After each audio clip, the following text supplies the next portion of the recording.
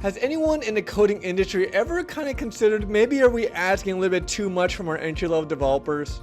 I mean, can you imagine graduating out of school and seeing this job posting? It's insane. Just imagine that the easiest job you can get in the industry requires you to know this much information. It's just wild.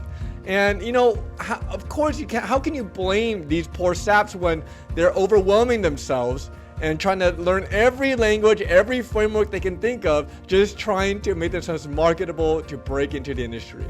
So I kind of want to share a little secret here. So the question becomes, how do you break into the industry when you have to know so much?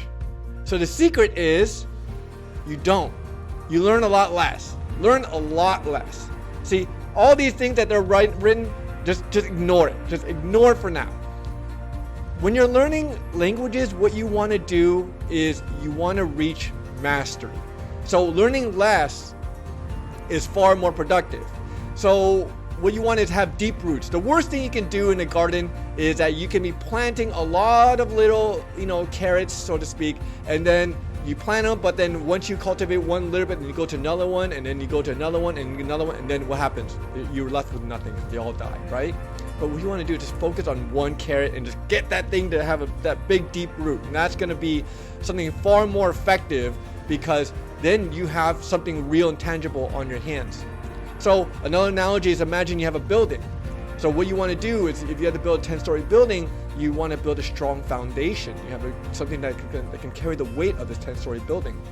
Once you do this, then you're building another building. It's going to be a lot simpler because you know what to expect. You've kind of seen it before. You know what to look out for. You know the process. You know the beginning. You know the ending.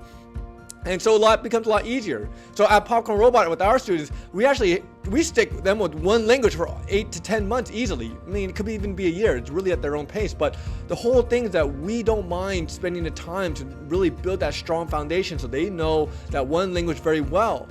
Once they learn the second language, JavaScript, it's a breeze to them because they've already been there before. They already know how coding works. They know the logic and they know how the logical constructions.